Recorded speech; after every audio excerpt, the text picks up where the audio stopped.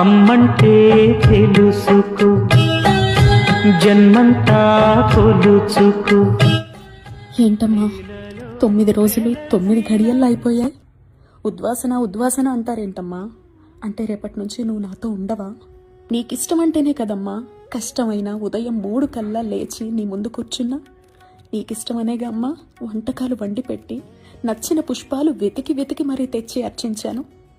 నీకిష్టమనేగా అమ్మా త్రికాల పూజతో దీక్షగా నా వైపు చూడకపోతావా అని ఆరాధించా.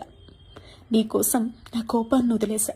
నువ్వు చూస్తావనే భయంతోనేగా విమర్శలకు వెళ్ళలేదు, గొడవలకు వెళ్ళలేదు. క్రోధాన్ని, కామాన్ని, లోభాన్ని, మదాన్ని అన్నీ నువ్వున్నావు అనే నా దగ్గరకు కూడా రానివ్వలేదమ్మా. అనేవాళ్ళు చాలా అన్నారమ్మా. బాధ పెట్టేవాళ్ళు బాధ పెడుతూనే ఉన్నారు. పరిస్థితులు దాడి చేస్తూనే ఉన్నా. నాతో నువ్వున్నావు అనే ధైర్యం అన్నింటినీ